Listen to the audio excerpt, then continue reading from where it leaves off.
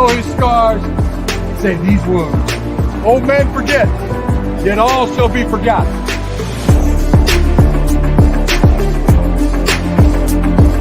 For he today who sheds his blood with me shall be my brother. Got a question for you. Who's got it better than us? Nobody!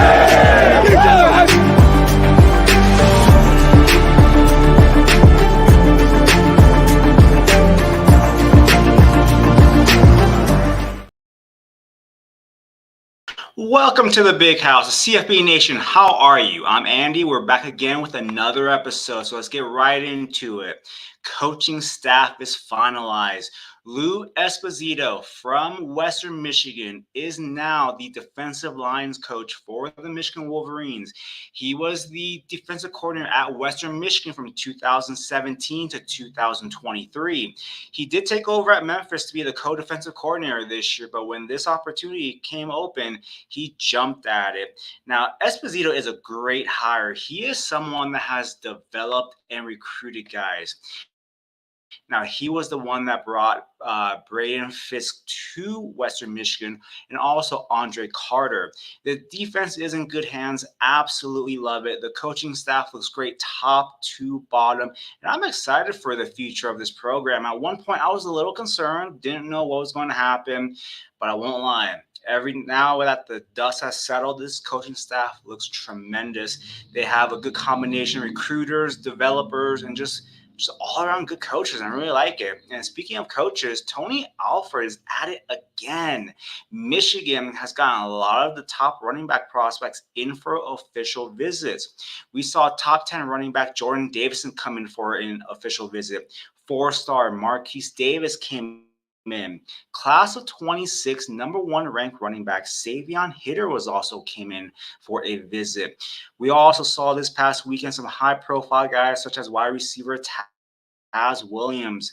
He's a very exciting prospect, and he does like what Michigan is building. If he is able to be a Michigan Wolverine fans, we have ourselves a nice wide receiver. We also saw that they brought in some high-profile defensive players and some offensive linemen. Now, even if Michigan can't get these guys to all commit, if they can get a couple of these guys to commit, what that's going to build is that momentum. If we get 1 or 2 this year, get 2 or 3 next year, we can get some really good classes coming in. With the previous coaching staff, we know that they were more high on developing players.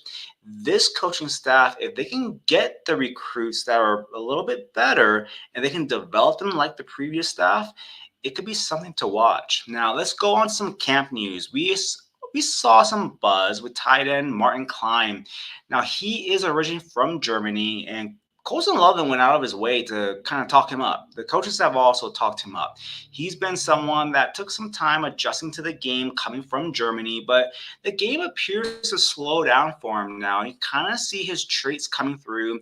He might be someone to watch as a 2nd or 3rd tight end. We also, during the NFL Combine, when reporters were interviewing Michigan defenders, they asked who's the next breakout guy on the defensive side for Michigan. And everyone said TJ Guy. Well, TJ Guy, he's waited his turn. He stayed with the program. He didn't leave. He was a very important rotational piece this past season. He is now a senior, and this is his time. He is going to get the limelight. He is someone that I'm excited to see. He could very well be that next in line of defensive end guys that get 10+ sacks, get that notoriety, become like maybe a possible day 2 guy for the NFL. Now let's talk about Donovan Edwards.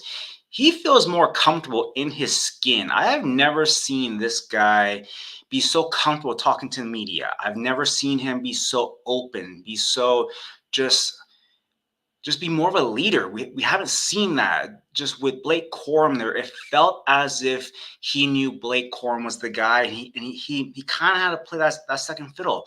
Now that he's the guy, he feels at home and he's going to take that leadership role. I would not be surprised if he is named one of the team captains this coming season. And as we talk about some new captains, let's talk about some new leaders that have come to the forelight. And that is one Ernest Hausman.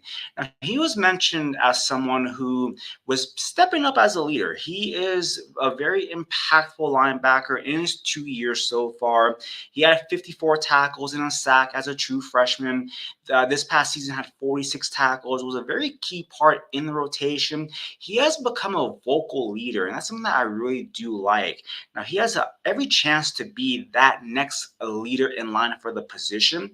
And we kind of have a Batman and Robin situation. And Jayshon Barham, he's a transfer from Maryland, and he's been someone that the coaches absolutely love. He appears to be locked in as one of the starters, and he is more of that quiet leader, the guy that leads with his play rather than being a more vocal player.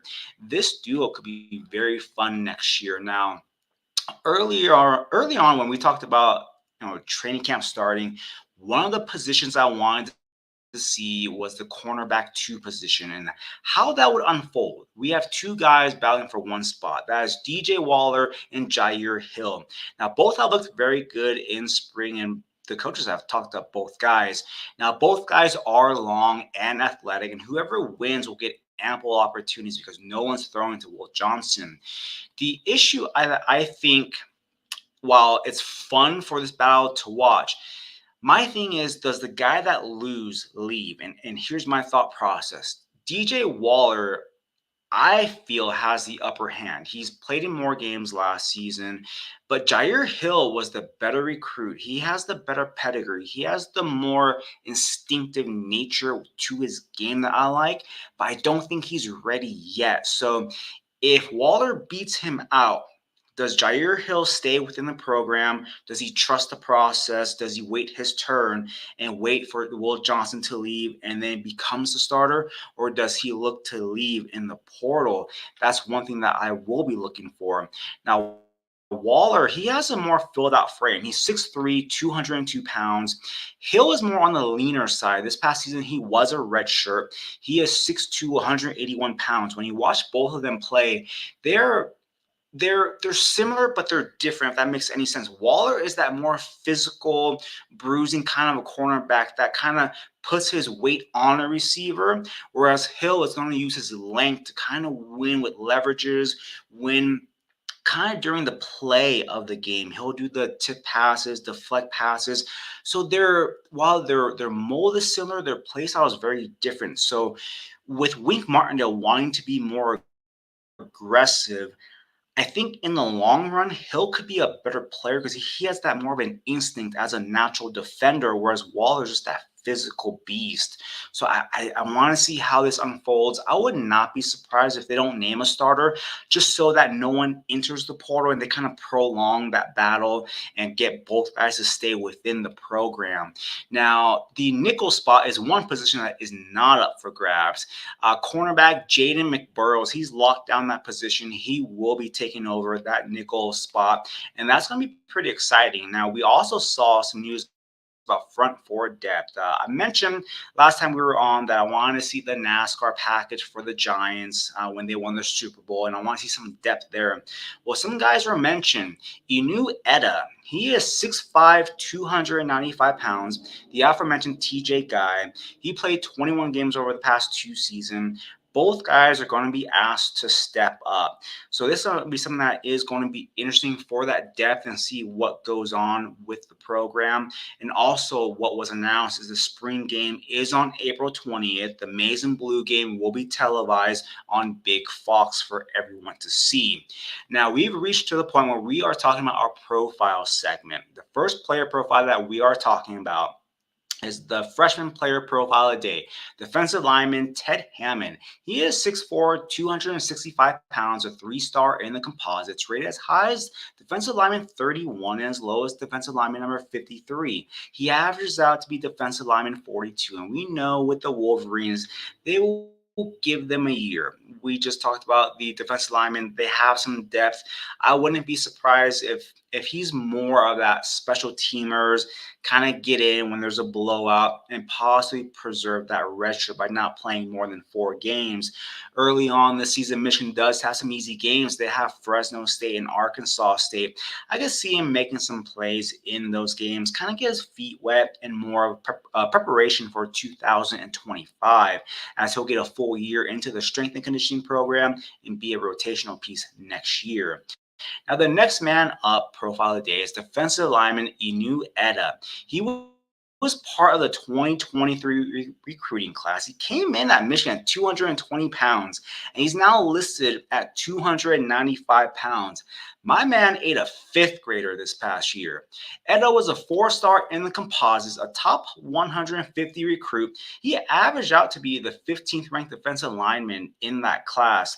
He had 1 tackle last year, but like we know, they give them guys a year to develop and grow, and putting on 75 pounds, he definitely grew that year. Now, I truly believe he will be a rotational depth piece this year. And I see him being that run-stuffing defensive lineman. So you could possibly see a 5-man front later on this season. And he's one of those guys that's going to help plug up the middle.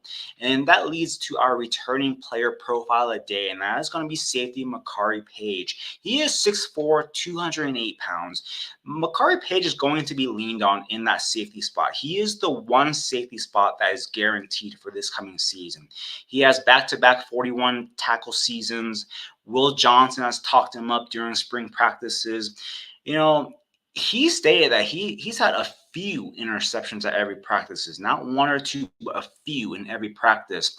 I don't know if that's a good thing for the quarterback group, but he's got some, he has some length to him at 6'4", 208 pounds.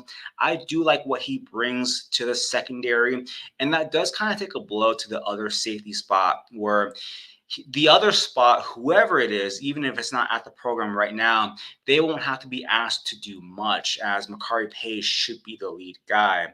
Our throwback player of the day, running back Chris Howard. Now, he played 12 games as a sophomore. He was more of that receiving change of pace kind of a back. As a junior, he had 148 tackles, 698 yards, and 10 touchdowns. As a senior in 1997, the national championship season, he helped the Wolverines win a national championship, had 180 carries, 868 rushing yards, 7 rushing touchdowns, 35 receptions, 263 receiving yards. He was drafted in the 5th round of the 1998 NFL Draft, the 153rd overall to the Denver Broncos. He would spend 3 years in the NFL with the Jacksonville Jaguars, and he will go down as one of the players that helped bring a national championship to Ann Arbor. A very hard-nosed runner who had a very good college career.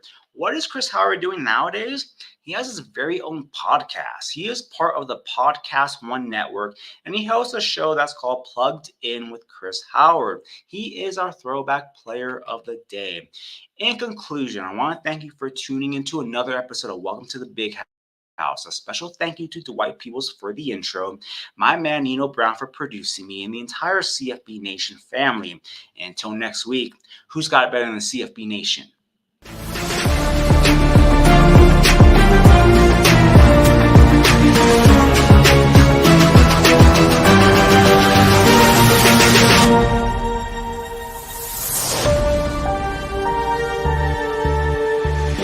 Got a question for you. Who's got it better than us? No way!